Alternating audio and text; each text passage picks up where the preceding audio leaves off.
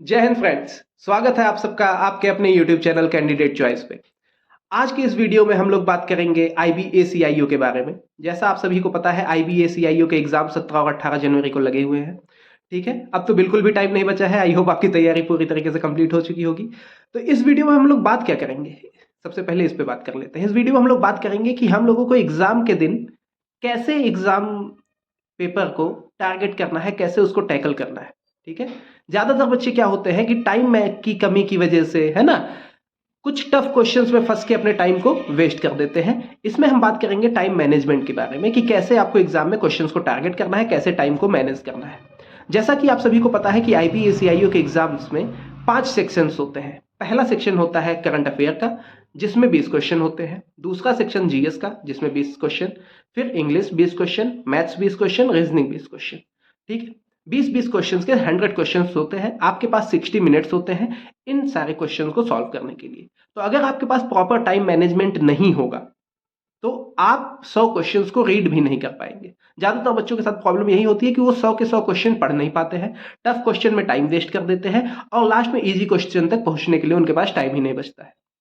Paper set भी इसी तरीके से किया जाता है कि पहला दूसरा क्वेश्चन ऐसा रख दिया जाता है कि बच्चा थोड़ा पैनिक हो जाए कि बहुत टफ क्वेश्चन है, और जो इजी क्वेश्चंस होते हैं वो लास्ट में होते हैं, है ना। तो आपको सबसे पहले टाइम मैनेज करना होगा कि कैसे हम टाइम को मैनेज करें जिससे हम अच्छे से अच्छा स्कोर कर पाए।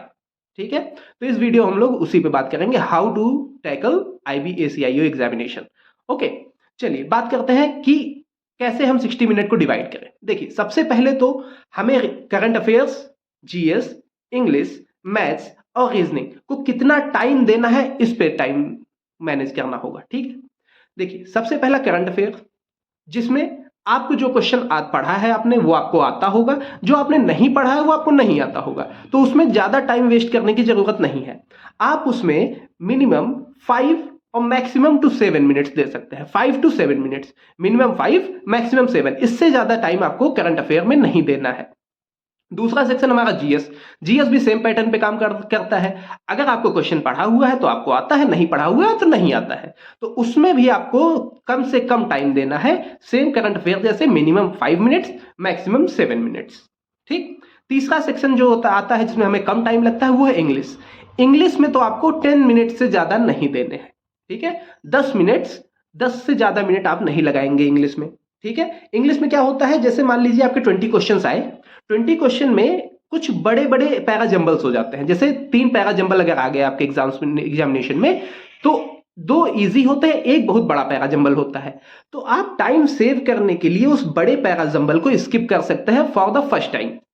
ठीक है, अगर आपके पास 10 मिनट में से रिमेनिंग टाइम बचा है इंग्लिश के पेपर में, जो 10 मिनट आपने उसके लिए फिक्स किया है, तो आप फिर वापस उस क्वेश्चन पे आ सकते हैं और फिर उसको सॉल्व करने की कोशिश कर सकते हैं। नहीं तो फिर 10 मिनट में आप इंग्लिश को समाप्त करिए। ठीक है, इसके बाद आती है मैथ्स और रीजनिंग की बात। ठीक है, मैथ्स और रीजनिंग में आपको मैथ्स में 17 to 18 मिनट्स, रीजनिंग में भी 17 to 18 मिनट्स। इससे ज्यादा आपको मैथ और रीजनिंग में टाइम देने की जरूरत नहीं है। ऐसा मैं क्यों कह रहा हूं, क्योंकि देखिए आपके पास लिमिटेड टाइम है 60 मिनट का। जितने भी कैंडिडेट बैठे हैं सबके पास लिमिटेड टाइम है 60 मिनट का, आपको उसी में मैनेज करना है। ठीक है, अगर आप मिनिमम करंट अफेयर को 5 मिनट्स, GS को 5 मिनट्स, इंग्लिश को 10 मिनट्स, रीजनिंग को 17 मिनट्स और मैथ्स को 17 मिनट्स देते हैं तो टोटल 54 मिनट्स में आपका पेपर सॉल्व हो जाएगा। बचेगा आपके पास रिमेनिंग 6 मिनट्स, जिसमें आपने जो क्वेश्चंस स्किप किए हैं उसको भी आप टारगेट कर सकते हैं। उसमें से भी आप देख सकते हैं कौन सा आपके लगाने लायक है। अगर आपकी रीडिंग स्पीड थोड़ी कम है, जैसे कुछ बच्चों की होती है रीडिंग स्पीड कम होती है, मेरी भी एक टाइम पे रीडिंग स्पीड काफी कम थी, इसलिए मैं बता रहा हूं कि पढ़ने में समय ज्यादा लगता है। ठीक है, तो आप मैक्सिमम 7 मिनट्स अगर करंट अफेयर को देंगे, 7 मिनट्स आप देंगे GS को, 10 मिनट्स इंग्लिश में, 18 मिनट्स आप रीजनिंग में और 18 मिनट्स आप मैथ्स में देंगे, तो टोटल 60 मिनट में आपका पेपर हो जाएगा। जो कि अगर आपने अच्छे से पढ़ के सॉल्व किया है तो आप मैक्सिमम से मैक्सिमम क्वेश्चन आप सॉल्व कर लेंगे। ठीक है, ये तो बात हो गई टाइम मैनेजमेंट की। अगली बात हम करते हैं कि हमें कौन से क्वेश्चन अटेम्प्ट करने हैं और कौन से क्वेश्चन छोड़ने हैं। ठीक है, ये एक बहुत मेजर टॉपिक हो जाता है, क्योंकि बच्चे क्या करते हैं कि जो टफ क्वेश्चन होते हैं, जो बड़े क्वेश्चन होते हैं, उसमें टाइम ज्यादा वेस्ट कर देते हैं और इजी क्वेश्चन उनसे छूट जाते हैं।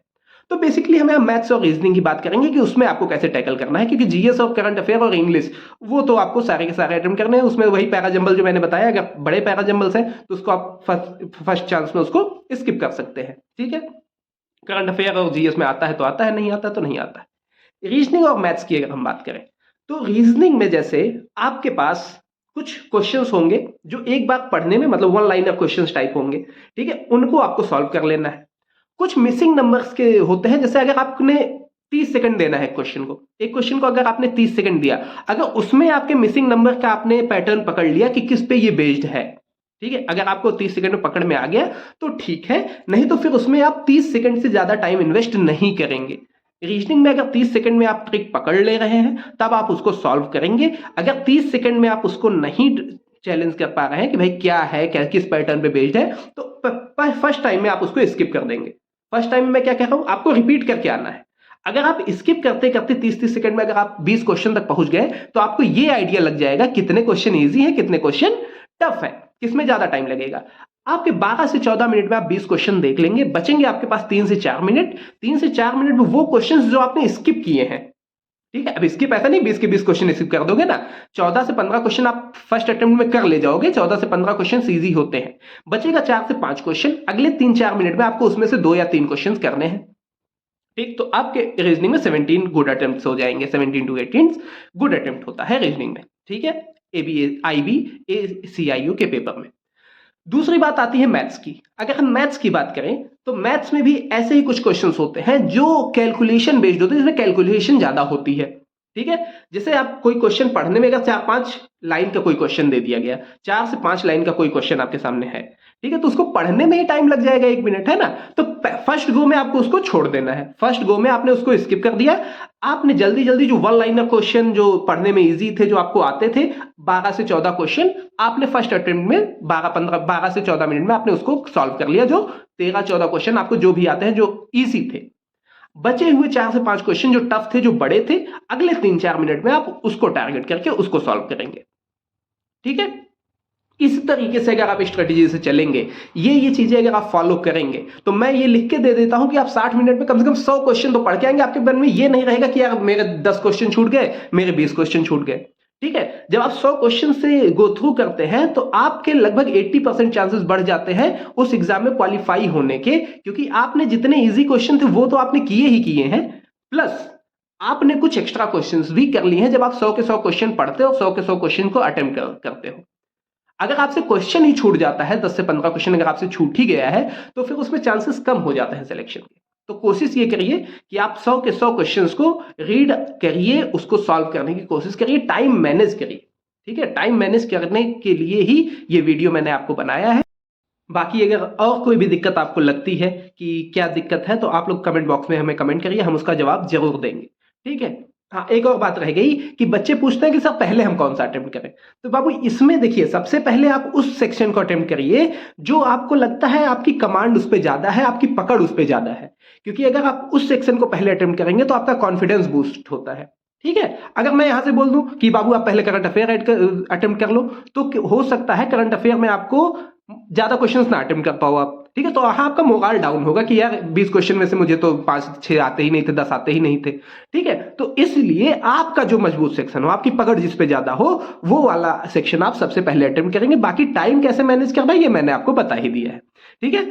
तो बाकी और कोई भी दिक्कत हो तो कमेंट बॉक्स में हमें जरूर बताएं, हम उसका जवाब बिल्कुल देने की कोशिश करेंगे, ठीक है। तो इसी के साथ पढ़ते रहें और आगे बढ़ते रहें। जय हिंद, जय भारत।